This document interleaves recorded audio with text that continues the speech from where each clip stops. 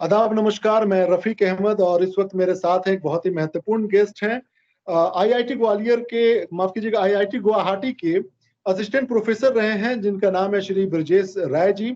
और इस वक़्त हम लोग इनके साथ में बहुत सारे मुद्दों पे बात करेंगे और जानने की कोशिश करेंगे कि इनकी क्या राय है देश के अलग-अलग मुद्दों पर। और सबसे इम्पोर्टेंट चीज़ है कि एक इंडिविजुअल की जो ज़िंदगी होती है अगर वो ईमानदारी से जीने की कोशिश करते हैं तो उस पर उनको किस-किस बाधाओं का सामना करना पड़ता है। और एक सबसे इम्पोर्टेंट चीज जो देश के अंदर में राजनीतिक उठापटक चल रही है, जो बॉर्डर पे मामले चल रहे हैं और जो इंडिविजुअल की जिंदगी पर इस कोविड-19 की वजह से जो असर पड़ा है, इसके भी बारे में हम लोग चर्चा करेंगे। तो सबसे पहले हम स्वागत करेंगे सर का, आपका बहुत-बहुत स्वागत है।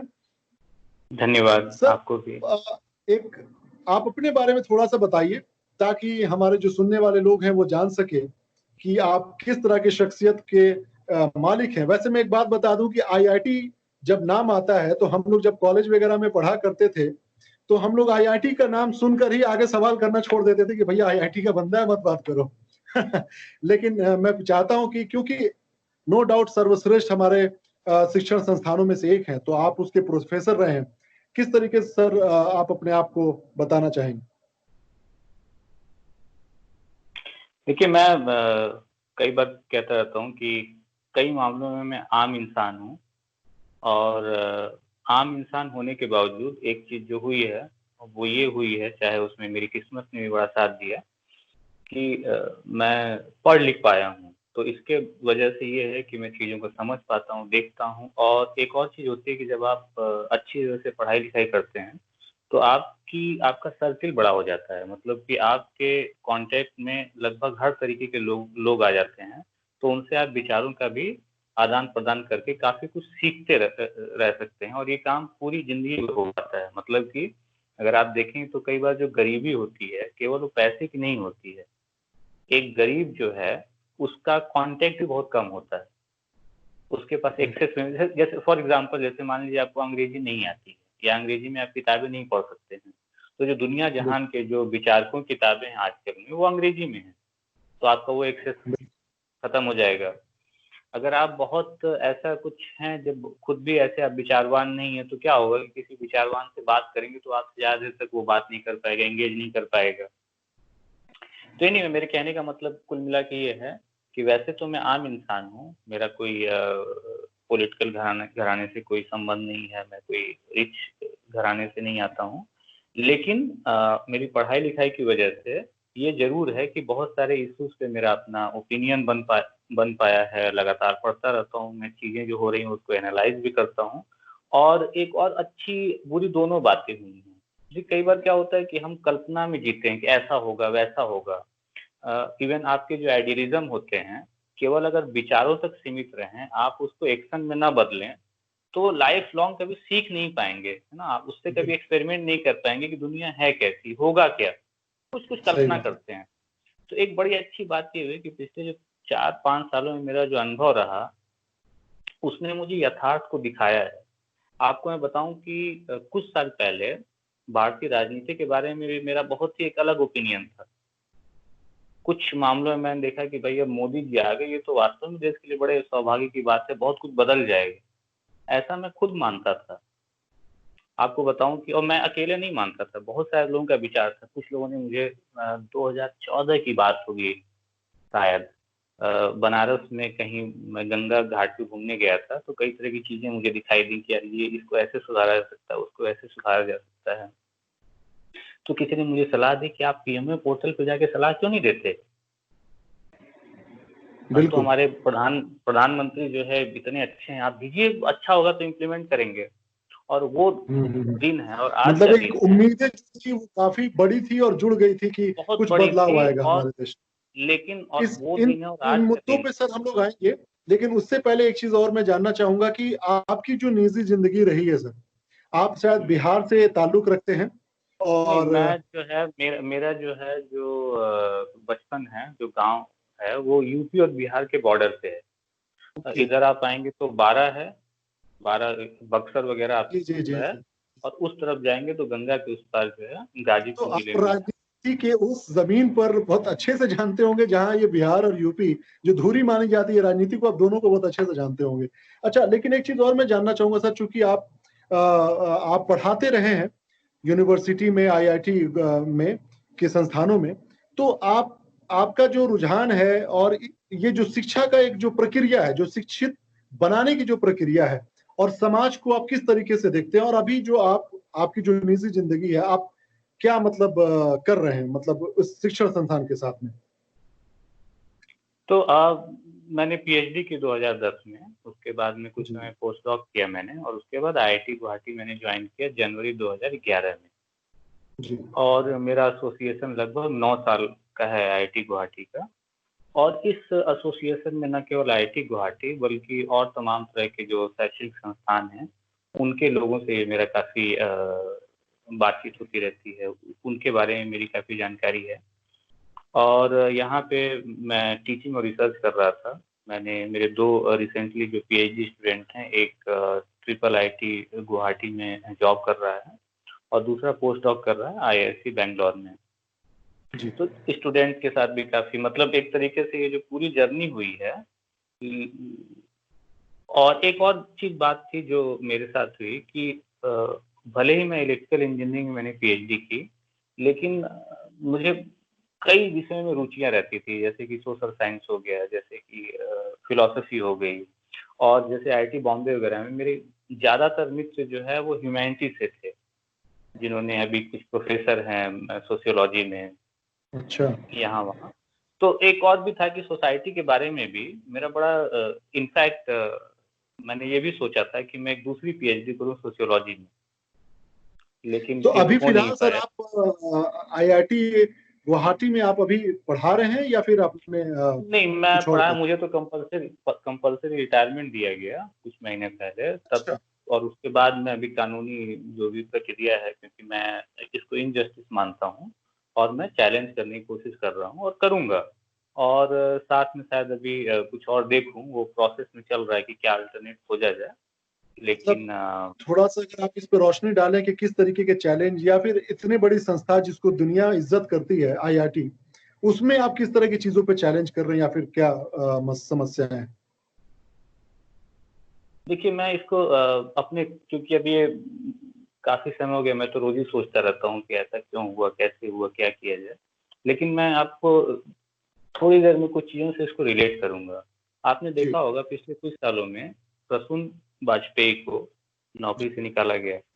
आपने देखा होगा अभिषाद शर्मा को नौकरी से बिल्कुल, निकाला गया। आपने देखा होगा अजीत अंजुम जो बिहार से आते हैं, बिल्कुल, बिल्कुल। उनको भी नौकरी से निकाला गया। हालाँकि ये आईआईटी लोग वो है, थे। बिल्कुल। और बहुत अच्छे-अच्छे पत्रकार हैं, बिल्कुल। हाँ, अच्छे-अच्छे पत्रकार हैं।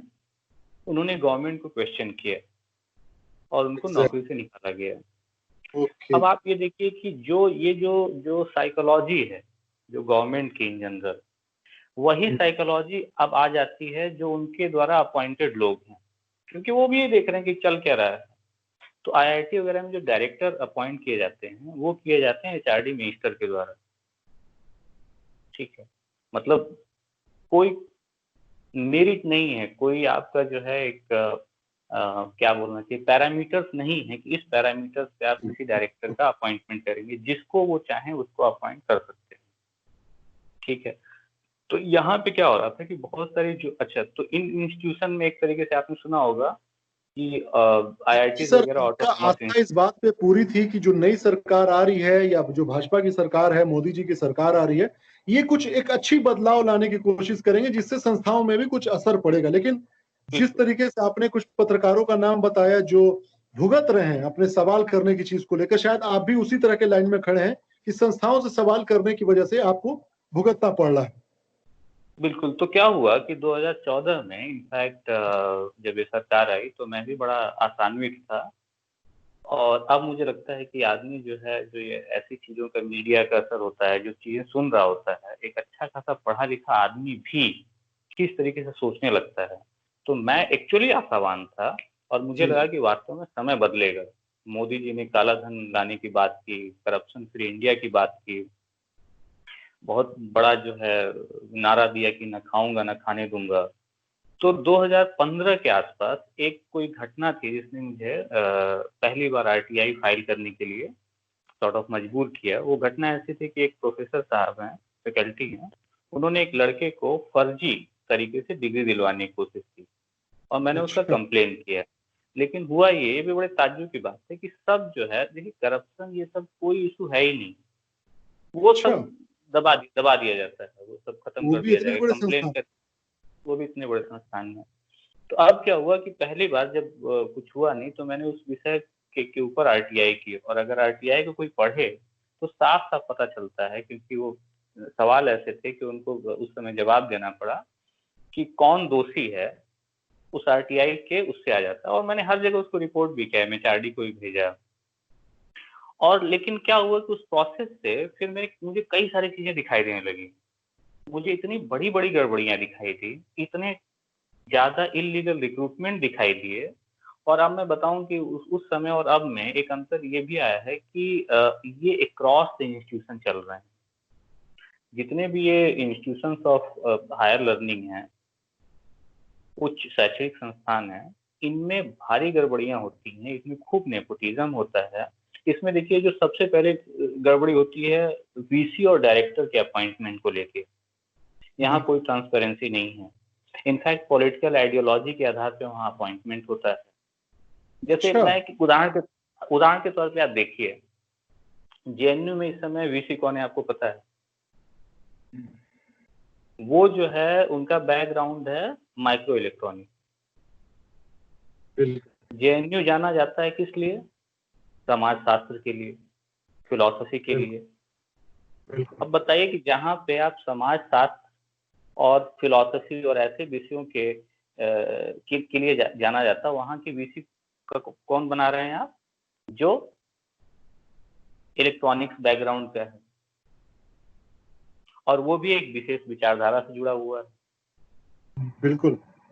तो पिछले 6 सालों में अगर आप देखेंगे कि जितने भी सेंट्रल यूनिवर्सिटीज, उनमें वीसी और डायरेक्टर एक विशेष संगठन से जुड़े हुए लोगों का अपॉइंटमेंट हो रहा है। वही आपकी योग्यता हो गई है। मतलब कि मेरिट नहीं, आप देखिए जो मैसेज किया जा रहा है, मेरिट नहीं, क्या होगी कि आपका वहां पे कोई जुगाड़, जान पहचान है कि नहीं है। मतलब कि ऐसी संस्थानों में भी आप राजनीतिक मुद्दे को लेकर आते हैं, तो फिर हम कैसे ये समाज में बदलाव की शुरुआत कैसे होगी जब आप हर संस्थानों में हर किसी तरीके के, जैसे न्यायपालिका हो गई या कार्यपालिका हो गई, हर तरह की चीजों में अगर आप राजनीतिक सोच को लेकर आ जाएंगे, तो आपको क्या लगता है सर, ये समाज का इससे उत्थान होगा या पतन होगा? पतन हो रहा है, होगा नहीं, हो रहा है पिछले 6 हो रहा सालों है। में। क्योंकि भुक्त भोगी हूँ। देखिए कई बार क्या होता है, इसलिए मैं कहता हूँ कि अगर मैं भुक्त भोगी ना होता तो मैं बहुत सारी चीजों के बारे में एनालाइज नहीं करता, मुझे जरूरत नहीं पड़ती एनालिसिस करने की। लेकिन अब चाहे मतलब as if it is forced on me, मुझे ये करना पड़ा, ये सब देखना पड़ता है, रोज देखना पड़ता है। क्योंकि कहीं ना कहीं जब आप विक्टिम होते हैं, जब आपको विक्टिमाइज किया जाता है, तो एक क्वेश्चन बार बार आता है कि मेरी क्या गलती है। और आपको एक बात बताऊं कि मैं तो फिर भी लकी लोगों में से हूँ, इन द सेंस कि फिर भी मैंने एजुकेशन ली हुई है, कुछ ना कुछ मैं कर ही लूंगा। फिर जब ये सब होते हुए, जैसे कि अभी कोविड वाला किस्सा आया, जो हमारे गरीब लोग हैं जिनके पास कोई साधन नहीं, साधन नहीं। उनके लिए तो फिर क्या मतलब है किसी चीज का। आप कोई ये मतलब सोचिए कि वास्तव में एक देश की, मेरे हिसाब से देश कितना अच्छा है, यह जानना हो तो आप उस देश के सबसे दबे कुचले लोगों का जीवन देखिए। क्या उनको बिल्कुल। न्याय मिल रहा है? क्या उनको चिकित्सा सुविधा मिल रही है? क्या उनको बिल्कुल। समुचित खाना मिल रहा है? अगर ये सब नहीं हो रहा है तो देश ने उस सेक्शन को फेल किया, वो देश अच्छा नहीं हो सकता। और इस क्राइसिस के समय में जब मेडिकल की सबसे ज्यादा जरूरत थी, वो असलियत सामने आ गई है सबके कि किस तरीके से लोग अपनी जान को गंवा रहे हैं सड़कों पर। तो सर, अगर करप्शन की हम बात करें, जैसा कि आपने बताया कि संस्थानों में भी करप्शन अपने पैर को जमा चुकी है ऑलमोस्ट, राजनीतिक बिल्कुल। सोच जो है पैठ बना चुकी है, लोगों के अपॉइंटमेंट में भी राजनीतिक सोच आ रही है। तो आपको सर क्या लगता है कि ये जो करप्शन की बातें लेकर सरकार आई थी 2014 के वक्त में, कि हम काला धन लेकर आएंगे, हम करप्शन करने वालों को जेल में भेजेंगे। अन्ना हजारे का न जाने कितने बड़ा बड़ा एक प्रदर्शन हुआ था। इन चीजों को आप कैसे देखते हैं? क्या लगता है कि ये सब मीडिया मैनेजमेंट था या फिर? देखिए, मेरे हिसाब से क्या हो रहा है, और ये 2010 के बाद और उसके बाद जितना बढ़ता जा रहा है, क्योंकि देखिए पहले सबके पास स्मार्टफोन नहीं हुआ करता था। अभी जी क्या हो रहा है कि सब कुछ एक तरीके से परसेप्शन मैनेजमेंट हो गया है। अच्छा बुरा कोई मतलब नहीं है, आपने जी परसेप्शन को मैनेज कर लिया, चाहे उसके लिए आप अपनी आईटी सेल यूज करें, चाहे आप जो भी कर लें। आप हम्म, मीडिया हाउस अगर उनको आप अपनी तरीके से बुलवा सकते हैं तो वो बुलवाइए। आप खुद ही देख रहे हैं कि चाहे एक निष्पक्ष पत्रकार, उसको जॉब मिलना मुश्किल है। बिल्कुल सही। अभी आज ही मैं देख रहा था कि आज या इधर पिछले 1 महीने में करीब 4 या 5 ऐसे किस्से मैं सुन चुका हूँ जिसमें पत्रकार के ऊपर एफआईआर किया गया है। आपने भी बिल्कुल सुना सही होगा। बात। बिल्कुल अब सही एक बात। पत्रकार के ऊपर एफआईआर करने का मतलब क्या हो सकता है? मतलब ये हो सकता है कि तुम लिखो मत, तुम बोलो मत। बोलना है तो वो बोलो जो हम बुलवाना चाहते हैं। बेशक। उसके सही विपरीत बात है। दूसरा विपरीत क्या बोलोगे कारण तो हो हम सकता है? विनोद दुआ कुछ जी के नहीं। ऊपर में जैसे अभी हुआ एफआईआर। बिल्कुल। कितने लोगों का मतलब आप सोचिए, विनोद दुआ तो फिर भी एक मानी जानी शख्सियत है। हाँ उनके हाँ, बचाव में भी अपना कर लेंगे, कुछ वकील आ जाएंगे। एक छोटे पत्रकार पे कौन आएगा? बिल्कुल सही वो बात तो है।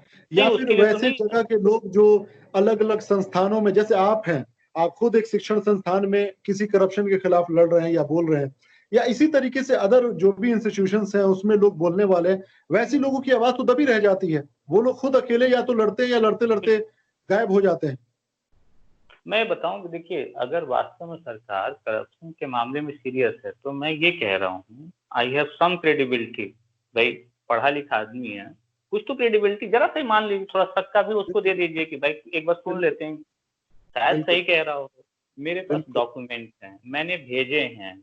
मैंने मीटिंग के लिए भी रिक्वेस्ट किया हुआ है, पीएमओ को मैंने पत्र लिखे हुए हैं, मैंने प्राइम मिनिस्टर को पत्र लिखे हैं। ये भी लिखा है कि आप नहीं तो आपका कोई ट्रस्टेड रिप्रेजेंटेटिव, उससे मेरी मीटिंग करा दीजिए, ताकि मैं सब बिल्कुल उनको दिखा सकूं। मैं अभी भी आपके सामने कह रहा हूँ कि मेरे पास खूब सारे दस्तावेज हैं, खूब सारे करप्शन के दस्तावेज हैं, खूब सारे इलीगल रिक्रूटमेंट के दस्तावेज हैं। मतलब नियत ही नहीं है कि सरकार इस बात पर नियत नहीं है। कार्रवाई अभी ऐसा है कि सोचिए, 2 साल हो गया, 2 साल पहले लगभग मैंने ये सब दिए हुए हैं, आज तक मुझसे कोई संपर्क नहीं। करना ही नहीं इन्हें। मैं आपको किस्सा बताता हूँ, करे। लोग आप कहते हैं जैसे सीबीसी में लिख हिम्मत दीजिए। वाले लोगों की तो फिर हिम्मत टूटेगी सर। ये बहुत, वही मैं कह रहा हूँ कि ये बहुत ही अनफॉर्चुनेट है, जब मैं देख रहा हूँ वास्तव में कहूँ कि एक सच्चे आदमी का सम्मान से जीना बहुत मुश्किल। और ये मेरा खुद का अनुभव है, और जब मैं और देख रहा हूँ, एक नहीं कितने एग्जाम्पल देख रहा हूँ। जैसे एक मेरे मित्र बने हैं इधर इधर बीच ही, उन्होंने क्या किया, इलीगल करप्शन करप्शन हुई, उसके खिलाफ एफआईआर कराया। ठीक है, सो कॉज क्या मिलती है कि तुमने एफआईआर कराया which is unbecoming of an employee of the institution. मतलब वो बताइए। आदमी सही करने जा रहा है, उसी के लिए सोचिए उसको नौकरी से निकाल लिया जाता है। ठीक है, जो निकालने वाले थे उसके बाद उन्होंने अपील की, अपील जहाँ की उन्होंने उन्हीं के पास भेजी कि तुम दोबारा से देख लो। उन्होंने कहा कि नहीं नहीं, हम पहला सही डिसीजन सही है। अब उनको जो है किसी सिस्टम पे उम्मीद बची नहीं। आप ये सोचिए कि जो वास्तव में देश के लिए करना चाहते हैं, कुछ अच्छा करना चाहते हैं, अगर उन लोगों का इंस्टीट्यूशंस के ऊपर से भरोसा चला जाए। वास्तव में मैं देखिए, मैं क्या देख रहा हूँ कि जो भी संस्था के ऊपर जा रहा है वो ईमानदार हो कैसे सकता है? ढंग से ईमानदार आदमी को तो आप बीच से निकाल देंगे, उसको दबा देंगे। बिल्कुल। तो ऊपर जो आप जा रहे हैं वो कैसे लोग जा रहे हैं? और अगर ऐसे ही लोग ऊपर जाएंगे तो वैसा ही कुछ समाज बनेगा, वैसे ही कुछ इंस्टीट्यूशन बनेंगे जो है हमारे पास। बिल्कुल सही बात है। फिर हम क्वालिटी की चीजों को कभी सामने नहीं ला सकेंगे। नहीं लाएंगे। आप ये सोचिए कि इतना जी समय हो गया, मैंने इतने लोगों को लिखा, कोई एक आदमी, इतने सारे ब्यूरोक्रेट्स हैं, इतने सारे लोग हर साल आईएएस बनते हैं, बिहार से तो खूब बनते हैं, है ना, वहाँ तो क्रेज भी है यूपी बिहार में। एक आदमी बिल्कुल। नहीं मिला जो एक एक क्या बात कहते, मुझे बताओ। तुम मुझे बताइए। दिखाओ, if the papers are, if the documents are correct, I will take action. जवाब ही नहीं देगा। नहीं दे रहे। मतलब ऊपर से नीचे तक आप सोचिए कि जो पोखरियाल हैं, एचआरडी मिनिस्टर हैं, मैं मीटिंग मांग रहा हूँ, मीटिंग नहीं देंगे। मेरे जो है बताइए। कोई किसी को कुछ करना ही नहीं है। मतलब अभी क्या हो गया, मतलब मेरा जो मानना है कि जी जी जी जी बोलिए। मेरा मानना है कि आप क्या है कि कोई कंप्लेन आए, कोई बात है, उस पर एक्शन ही मत लीजिए, और कहीं करप्शन हुआ ही नहीं है।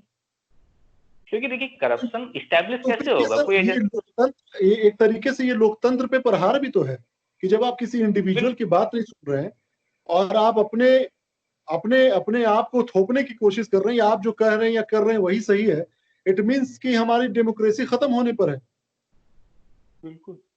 मतलब संविधान की धज्जियां उड़ रही हैं। आप मुझे बताइए, मैं सही बताऊं, मैं देश के बाहर था एक समय, ठीक है, कोई अंतर्द्वंद भी था, मैं यहाँ आया और सही से मैंने जहां तक मुझसे हो पड़ा, क्योंकि मेरे दिमाग में एक बात मैं बच्चों से भी कहता हूँ कि दो प्रश्न होने चाहिए हमारे दिमाग में। एक तो ये कि आप जहाँ रह रहे हैं, अगर आप कहते हैं कि मुझे अच्छी से अच्छी सैलरी मिले, मुझे अच्छी सी सुविधाएं मिले, बड़ा स्वाभाविक है, हर आदमी चाहता है।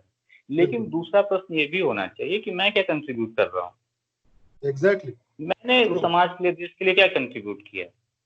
तो यही कुछ विचारधारा लेके अपोज करने से मेरा क्या जा रहा था, बताइए। करप्शन से मेरी सैलरी जो मिल रही तो मिल ही रही थी, बाकी जैसे लोग थे वैसे थे। मैं प्रोफेसर हो गया होता अभी तक, चुपचाप बैठा बिल्कुल। रहता। तो मुझे लगा कि ऐसा नहीं होना चाहिए, इस तरह की गड़बड़ियां इस तरह के संस्थानों में नहीं होनी चाहिए।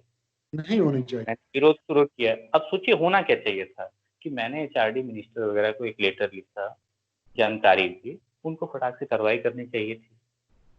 वो क्या बिल्कुल। कर रहे हैं, कुछ मार के बैठे हुए हैं। जब भी आप ऐसा कर रहे हैं तो आप क्या कर रहे हैं, अब जो लोग उसमें लगे हुए थे उन्होंने साजिश करनी शुरू किया, इसको निकालो, ये तो पता क्या करेगा। तो जब भी आप कार्रवाई नहीं कर रहे हैं, आप उन लोगों को जो करप्शन में इन्वॉल्व हैं उनको तो आप बढ़ावा दे रहे हैं ना। उनको क्या मैसेज दे रहे हैं कि जो तुम्हें करना है करो, हमारी तरफ से खुली छूट है, हम कुछ करेंगे नहीं, हमारा हमारा तुम्हारे ऊपर, तुम्हारे सर के ऊपर हमारा हाथ है। और इसका मैं बताऊं मतलब कि सर केवल ये भी कहा जा सकता है कि जो संरक्षण मिल रही है वैसे लोगों को जो करप्शन में इन्वॉल्व हैं, इनको जो संरक्षण मिल रही है वो लोग भी इससे ज्यादा कहीं जिम्मेदार हैं। जो लोग ये कह कर आए थे कि हम ऐसे करप्शन को खत्म करने की कोशिश करेंगे या एटलीस्ट उसकी बात कर रहे थे, तो कम से कम जो संरक्षण ऐसे करप्शन को खत्म करने की कोशिश कर रहे हैं उनके मनोबल को तो बढ़ाना चाहिए। जैसा कि आप कह रहे हैं कि मिलने की बात होनी चाहिए, एक मीटिंग होनी चाहिए, इन तमाम चीजों को मनोबल आपका बढ़ाते, आप खुद लड़ लेते उस करप्शन का। आप, मैं ये नहीं कह रहा कि प्रधानमंत्री मोदी जी आए या कोई मंत्री जी आए और चीजों को ठीक करें, हम लोग लड़ लेंगे, लेकिन आप हमारा मनोबल तो बिल्कुल, बढ़ाइए। बिल्कुल। मैं ये कह रहा हूँ कि देखिए 2014 में इन्होंने एक अमेंडमेंट लाया था विसल ब्लोअर एक्ट में, protection, whistle blower protection act में।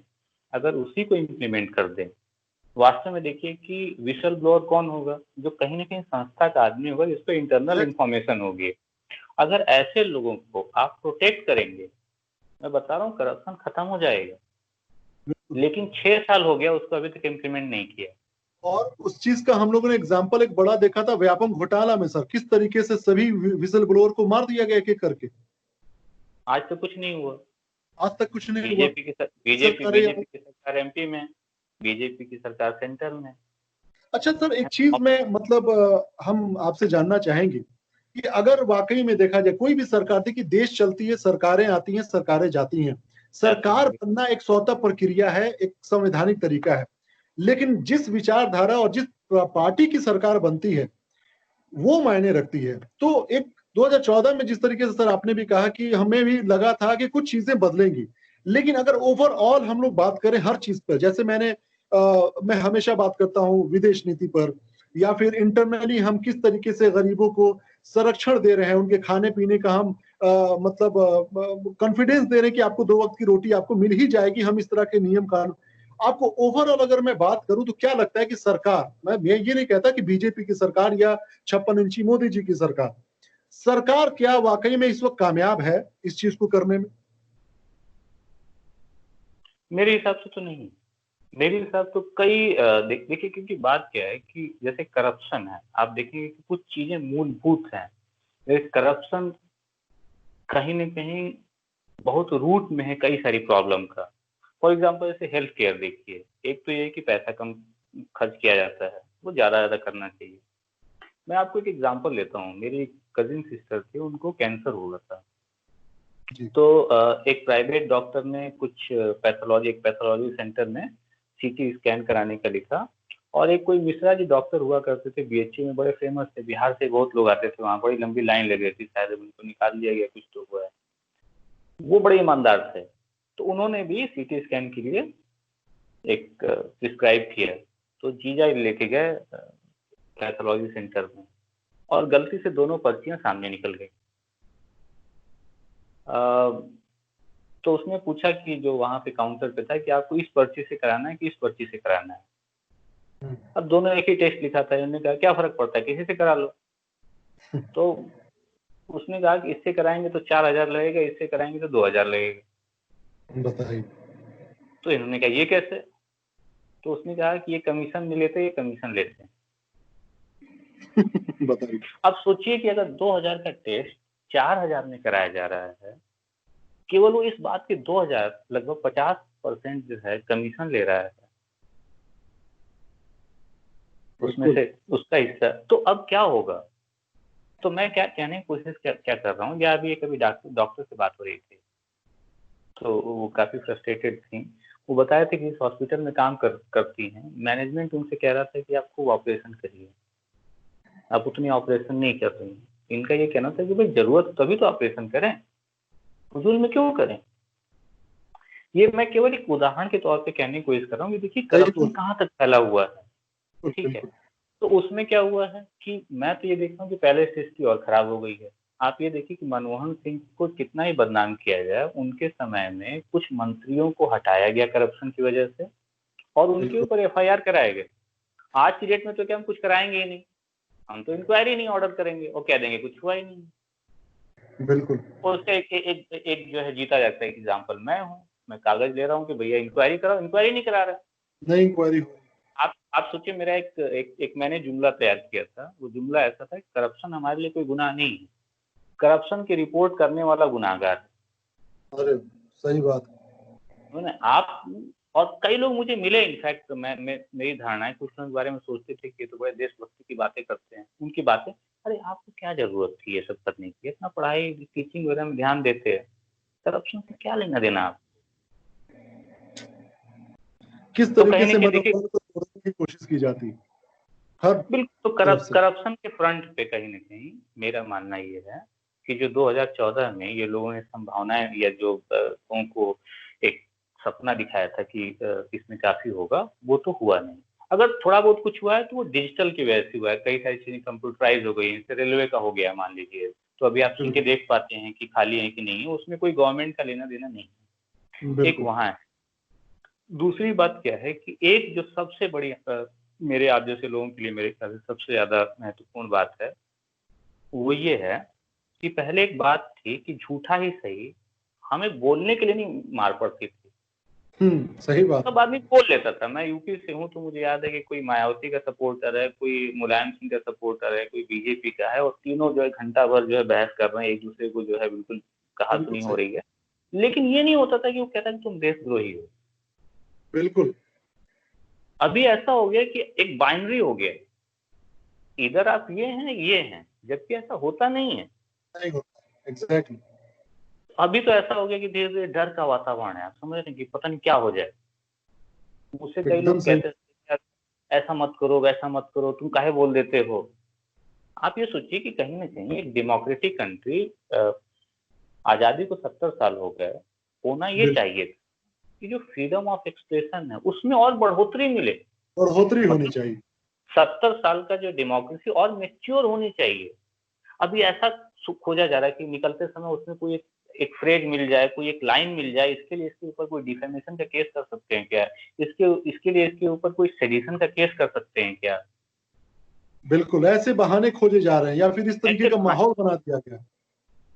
बिल्कुल सही बात है। मतलब ये मतलब बॉटम लाइन ये है कि हम लोग मैच्योरिटी की तरफ बढ़ना चाहिए। जो आपने कहा डेमोक्रेसी की, वो चीज नहीं हो रही है, बल्कि उल्टा हो रहा है, रिवर्स हो रहे हैं। हम लोग डेमोक्रेसी को कमजोर करने की तरफ बढ़ते जा रहे हैं, जिसमें एक आपने देखा होगा देश की मीडिया जो है उसमें एक बहुत ही महत्वपूर्ण मतलब कंट्रीब्यूशन दे रही है।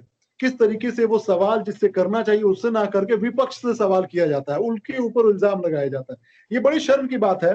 और सबसे बड़ी बात ये कि जब हम आप जैसे कोई आम इंसान इस बारे में बात करता है तो आपको फौरन से किसी एक पार्टी से जोड़कर ये कह दिया जाता है कि आपकी बातें इनवैलिड हो गई। जबकि ये होना चाहिए कि हर इंसान की बात या सोच इंपॉर्टेंट है इस डेमोक्रेसी में। हम कंट्रीब्यूट कर रहे हैं इसको बेहतर बनाने में। सर, अब मैं आपका ज्यादा समय नहीं लूंगा। एक चीज मैं और जानना चाहता हूं कि जो अभी हालात हैं हिंदुस्तान के अंदर में, 2014 से हमने 19 तक का सफर देखा बीजेपी का, 19 से 24 तक का सफर चल रहा है और आपने इस बीच में कई चीजें देखी। अभी बॉर्डर का मैटर आपने देखा, चाइना का मैटर आप देख रहे हैं, कोविड-19 से लड़ने का जो तरीका था बीजेपी की सरकार की, इनकी सब व्यवस्थाएं, नोटबंदी, जीएसटी जैसी चीजें। आप अभी जो बिहार इलेक्शन आने वाला है इसके बारे में आप क्या कहना चाहेंगे?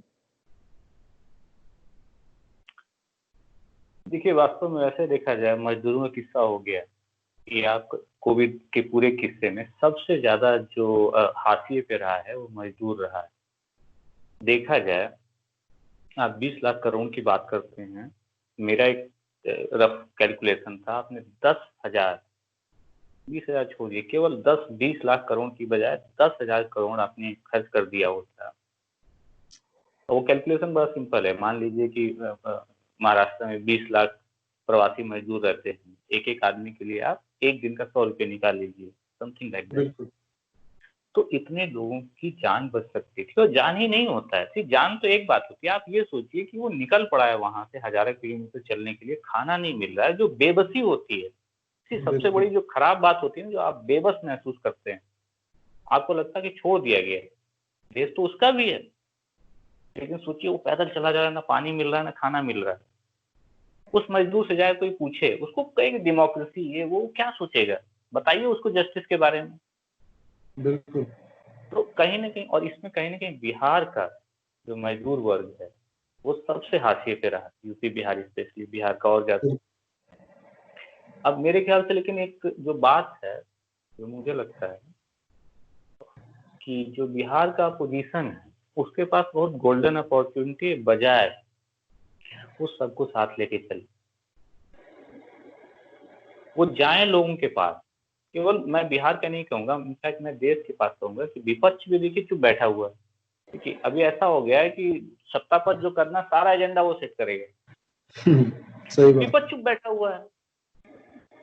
आखिर राहुल गांधी ये सब लोग मजदूरों के साथ जाके क्यों नहीं खड़े हुए? बिल्कुल। इनको तो उनकी आवाज बननी चाहिए ना। जैसे मैं हो गया, मेरे से बहुत सारे लोग, मेरी आवाज क्यों नहीं बनते राहुल गांधी? क्यों नहीं बनते? सही बात। तो ये लोग भी चुप बैठे हुए हैं, पता नहीं क्यों बैठे हैं, मुझे नहीं पता। ये लोग विपक्ष चाहते तो क्या नो है? डाउट फिर कमजोर राजनीतिक, है। मतलब वास्तव में एक्टिव राजनीति में है यदि, तो नेता काम क्या होता? धरना देना, लोगों की बात कहना। इधर रिसेंटली आपको कोई नेता दिखाई दिया धरने में बैठा हुआ? पिछले एक साल में एक भी नेता कोई बड़े कोई धरने पे नहीं बैठ रहा। भाई जैसे लालू हो गए, मुलायम हो गए, जो भी अच्छी बुरी बात थी, ये लोग ग्रास रूट के लीडर थे। बिल्कुल सही। जनता इनको मानती थी क्योंकि ऐसे काम करते थे, फिर भी जनता जुड़ती थी। अभी ये लोग से क्या है, जनता कनेक्ट नहीं हो पा रही। ये लोग जा भी बिल्कुल नहीं रहे जनता के पास। जाइए ना, कनेक्ट होइए आप, आपको तो अपॉर्चुनिटी मिली है। बॉटम लाइन है कि देखिए जो भी हो, जो भी जीते, लेकिन कुछ जो मूलभूत बातें हैं उनको नहीं, उनको डिस्टर्ब करना चाहिए, उनमें कहीं ना कहीं और ज्यादा बढ़ोतरी करनी चाहिए। जैसे कि जो मूलभूत जो जो फंडामेंटल राइट्स हैं जो कॉन्स्टिट्यूशन के, उसके बारे में सब दलों को, क्योंकि वो एक बार टूटना शुरू हुआ वो दिशा बहुत बहुत गलत जाती है। बहुत अगर गलत आप चली देखें, जाएगी। हाँ, उसको रोकना चाहिए मेरे हिसाब से। रोकना। फ्रीडम ऑफ एक्सप्रेशन थोड़ा बोल ही दिया, क्या हो गया? ऐसा हो गया एक ही चीज को पकड़ रहे हो, फिर तुम करना क्या चाहते हो? तुम चाहते हो कोई बोले ही नहीं, और अगर आदमी नहीं बोलेगा तो वो और जानवर में फिर कोई अंतर तो रहा नहीं। जो कोई अंतर डिग्निफाइड लाइफ की ये सब बातें हैं, आर्टिकल 21 है that everybody has right to live a dignified life, वो सब खत्म हो जाएगा। सब खत्म हो तो जाएगा। मेरा मतलब कहीं ना कहीं ये बड़ा कुछ कुछ देख के बड़ी मायूसी होती है एक सेंस में कि इतना कुछ है। और आप देखिए कि इसका एक और बहुत बड़ा नुकसान है वास्तव में। जो भी आदमी समर्थशाली है वो देश छोड़ के क्यों नहीं जाना चाहेगा? बिल्कुल। अगर आप ढंग से एक ईमानदार जिंदगी जीना चाहते हैं, ईमानदारी के साथ, अगर आपको इतनी दिक्कतें आएंगी तो आप क्यों रहिएगा? बिल्कुल सही बात। क्यों रहना चाहेंगे? है ना।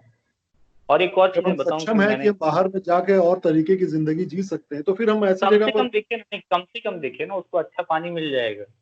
बिल्कुल साफ भाई हवा आप मिल जाए। देखिए, आप देखिए कि अमेरिका में फॉर एग्जांपल, पूरे अमेरिका में आप नल खोलिए और पानी पी लीजिए। ये पूरे अमेरिका की बात हो रही है। आप मुझे भारत का कोई भी शहर बता दीजिए जिसमें बिना एक्वा गार्ड के आप पानी पीने, अगर आपके पास थोड़ा बहुत पानी पैसा है तो बिना एक्वा और गार्ड के सेफ्टी आप का। जो है पानी पी सकते हैं। बिल्कुल बिल्कुल बिल्कुल ट्रू। कोई कोई शहर नहीं है, और वहाँ कोई गांव ऐसा बचा नहीं है जहाँ पे ऐसा कर लें। ठीक है। कोई कितना शहर फर्क है बता जमीन दीजिए आसमान। कितना और कोई शहर देख लीजिए, वहाँ हवा देख लीजिए कि आपको शुद्ध हवा किसी शहर में मिल रही है। तो शुद्ध पानी नहीं मिल रहा है, शुद्ध हवा नहीं मिल रही है, शुद्ध खाना नहीं मिल रहा है। अच्छा सर, और एक इससे चीज कुछ और मैं जानना चाहूंगा कि अभी आप देख लीजिए जो राजनीतिक उठापटक चल रही है, मतलब जो एक चेंजेस दिखाई दे रहा है, मेरे उम्र के लोग यानी कि जो लोग 20 से 30 की उम्र के लोग हैं या फिर 35 के अंदर के लोग हैं, हम्म, आपने उन लोगों के अंदर में कुछ साइकोलॉजिकल चेंजेस देखे हैं क्या, या फिर उनको साइकोलॉजिकली किस तरीके से असर डालने की कोशिश की जा रही है? आप युवाओं के बारे में क्या कहना चाहेंगे, क्योंकि ये यही है जो देश के भविष्य हैं, और ये लोग कहीं ना कहीं सोशल मीडिया पर या व्हाट्सएप की चीजों से इतने इन्फ्लुएंस्ड हो चुके हैं कि इनको सही और गलत में फैसला करने नहीं आ रहा, सही मायने में लोकतंत्र का मतलब नहीं समझने में आ रहा है। ये किसी नेता का एक भक्त बन जाना या नेता का सपोर्टर बन जाना, बिल्कुल डाई हार्ट कि हम इनके लिए मर देंगे या मार देंगे। क्या ये एक लोकतंत्र के लिए बेहतर है या देश के लिए बेहतर है? क्योंकि लोकतंत्र इनको समझ में नहीं आएगा, देश की बात करते, क्या ये देश के लिए बेहतर है? नहीं, मेरा ये मानना है कि इसको एक मैं कहूंगा कि एक प्रोफेसर अहलुवालिया थे यहाँ पे। जी। तो एक बार बात हो रही थी, तो कुछ मैंने उनसे कहा, उन्होंने किया। उन्होंने एक बात कही, वो 65 प्लस थे। उन्होंने कहा कि एल्डर्स का एक रिस्पॉन्सिबिलिटी होता है कि वो मोरल और एथिकल वैल्यूज अपहोल्ड करे, ताकि जो उसके यंगर वंस हैं वो देख के इंस्पायर्ड। हमारी बिल्कुल बदकिस्मती ऐसी है कि हमारे समाज में आप देखिए बहुत कम ऐसे लोग हैं, आसपास आप देखिए, जिनको देख के आपको इंस्पिरेशन मिलता है। एक स्टूडेंट है, कुछ तकलीफ में था या कुछ तो था, उसने मुझे फ़ोन किया। इलाहाबाद का था, किसी इंस्टीट्यूट का था, नाम लेने से कोई फ़ायदा नहीं है। तो बातों-बातों मैंने उससे पूछा कि ये बताओ, तुम्हारे यहाँ कोई एक ऐसा टीचर जानते हो जिसको देख के तुम्हें इंस्पिरेशन मिलता हो, या तुमको लगता है कि ये हमारे आइडियल हो सकते हैं? उसने कहा, सर ऐसा तो कोई भी नहीं है। पूरा इंस्टीट्यूट, एक आदमी नहीं मिल रहा है जिसको आप कह सकते हैं कि यार ये मेरे लिए, इनको देख के मुझे इंस्पिरेशन मिलता है। तो अब क्या हो गया, देखिए हमारा समाज ऐसा है कि हमारे ऐसे रोल मॉडल कौन है? एक्टर है, एक्ट्रेसेस हैं। हाँ, सही बात है। विचारक हमारे जो है रोल मॉडल नहीं है। नहीं है। सही ऐसे बात। ऐसे समय में देखिए कि मीडिया है, सपने दिखाए जा रहे हैं, बेचे जा रहे हैं। तो मेरा जो मानना है कि बहुत कम, मैं कुछ लोगों को जानता हूँ, कुछ बहुत प्रॉमिसिंग यंग माइंड्स हैं, वो सोचते हैं, बट ज्यादातर वो नहीं सोचता, क्योंकि उसको बचपन से देखिए, जब छोटा था तब भी उसके लिए रोल मॉडल नहीं थे। धीरे धीरे बड़ा होता जा रहा है, जिस कॉलेज यूनिवर्सिटी में जा रहा है वहीं सब देख रहा है वो। क्योंकि वास्तव में देखिए आईआईटी बाहर से, या जो भी ऐसे संस्थान हैं, अब बाहर से देखिए तो एक छवि दिखाई देती है, और जब अंदर आएंगे तो एक दूसरी छवि दिखाई देगी। जब वहां रहेंगे, वो लाइफ देखेंगे, तो एक अलग छवि जी दिखाई जी। देगी। वहां बिल्कुल वहां भी रोल मॉडल नहीं है आपके, तो वो क्या बिल्कुल सही करेगा? बात। कुछ न कुछ बनाएगा। उसने बनाया भी है। उसके अंदर बैठ के उसको एनालिसिस करना, गलत सही देखना, ये ना उसको सिखाया जा रहा है, ना वो सीख रहा है, वो लगा हुआ है।